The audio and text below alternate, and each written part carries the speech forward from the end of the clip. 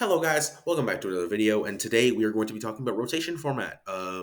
This is kind of going to be like a discussion and an almost a talk about like limited formats, what's going on right now within the rotation format, and then how you can apply that and learn about like how to build custom formats in a way like that is kind of interesting. I will focus on this.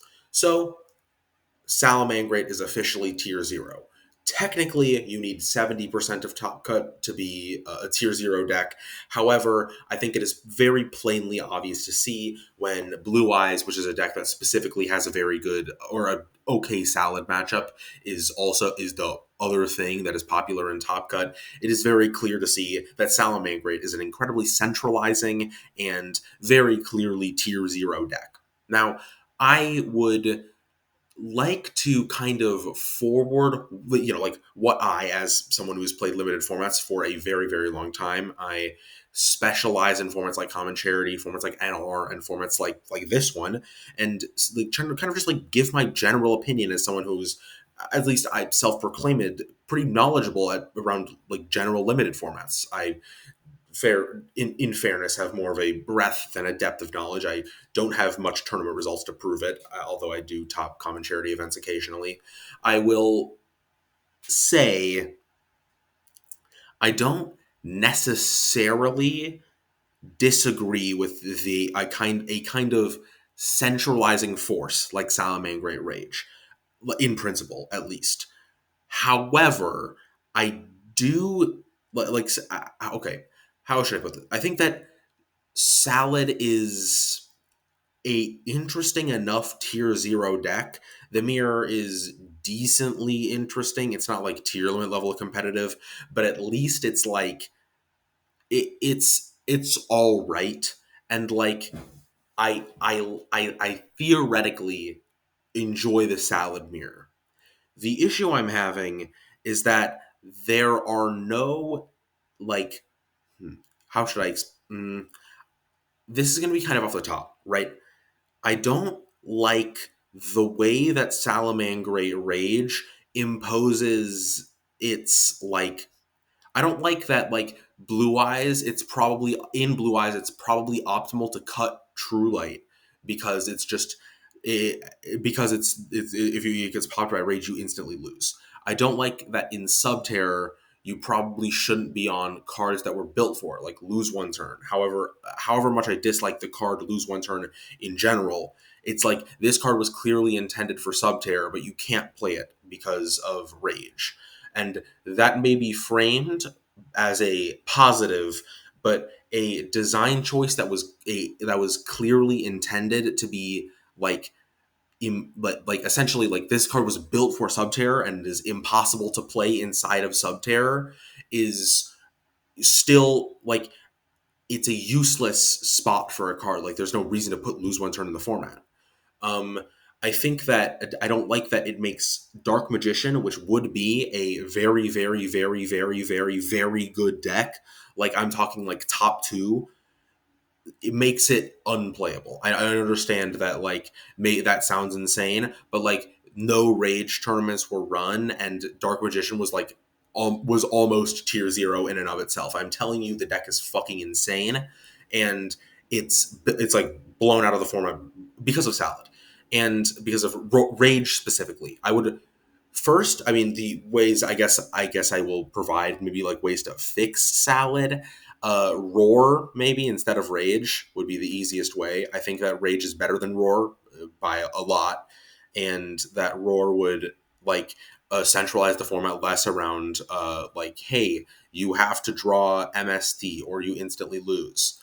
Um, I think that a way you could balance around it is that maybe Salad is like you give it like take out like the traps and then put in like code talker shit so that you can play around with like a more combo you end on like a link 4 boss monster instead, something like Zeraboros, and summoning it on your opponent's turn to banish the field. Maybe that's more interesting. But I think the main issue overall, and why I'm having kind of just like a hard time like putting my thoughts together, is because I have no idea what MBT wants this format to be like. The communication just in general here, and I understand this is partially caused by uh, recent events like the subathon in MBT's kind of sphere. But like, I don't enjoy that our information comes from like people watching the stream and like showing up in the Discord and being like, he said this on stream. That's insane. That should be announced.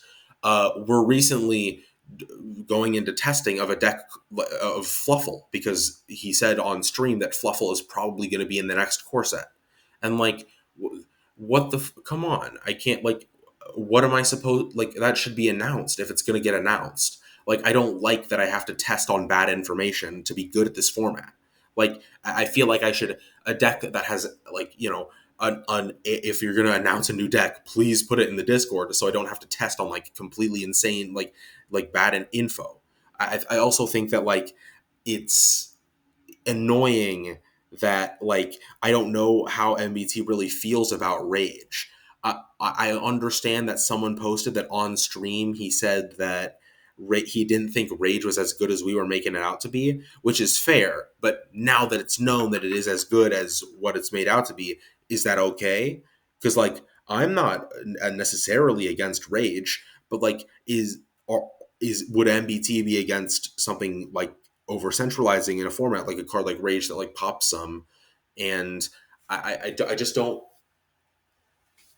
know if like what should be. Uh, I can't phrase this properly. What am I supposed to? Mm, am I supposed to expect this from later sets or and decks, or should I like assume that that like Salad is going to have something to do like that they are going to do something with Salad.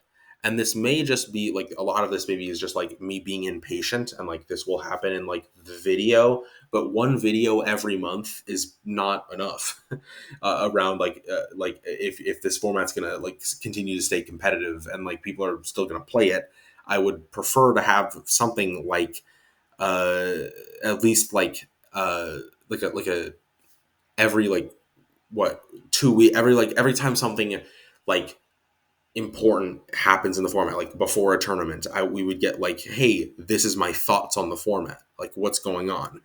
And that's you know, it's just maybe a communication because like I don't I prefer if I don't know if Salad being tier 0 is like okay, and then like I don't like know what to expect from the format in the future, and it's making it kind of hard to play and test for. um On another note, as predicted, Blue Eyes is incredible. I think Blue Eyes is going to be and is going to continue to be a well.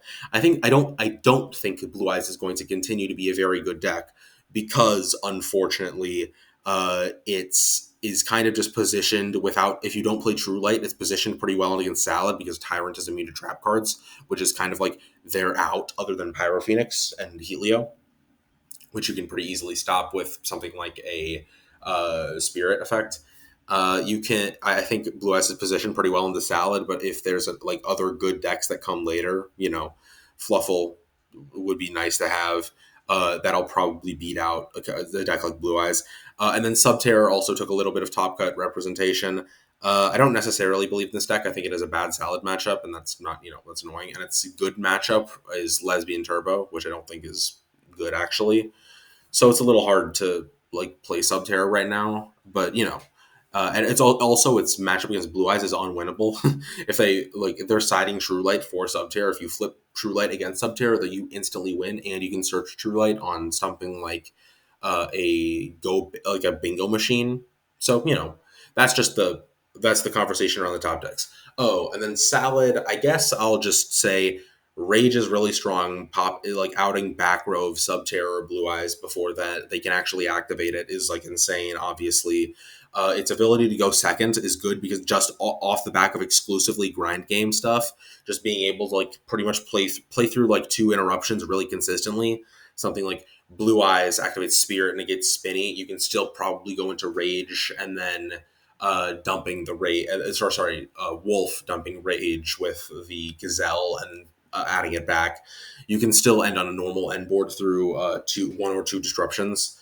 You know, it's just good going second, and then going first. You obviously just rage pop everything they own. It's good. It has good. The boards are really sticky because of Balinks, and they all have effects engrave. Something like Pyro Phoenix actually gets a lot of use here, which is one of the things I actually respect a lot about how they design Salad. Going for something like Pyro Phoenix in order to blow up the field is very strong. It doesn't lose to hand traps very hard. Crow and Valor hit it like decent. Phantasme is obviously decent, but you know, I'm not like super crazy about it. They get to play Outfitter in the sideboard because so many people are on Salad. You can just go Outfitter, banish banish Jaguar, search Jaguar, which is obviously really really good. Salad is just it's just a good deck. That's kind of my thoughts on the format. I guess how like I think a way just a general thing, if you're going to start and run a custom format or you know something like that, you should focus really well on something like communication. Like how does this format intended to be designed? Like should what are you going for when you're making this format? And honestly, other than the point about like I understand where he's coming from on like rotation on its own straight up, like this series is clearly intended to like prove his point about why rotation is like cool and good. But the issue is that with the actual gameplay of the format, I don't have any point of reference or like what is the goal behind the gameplay.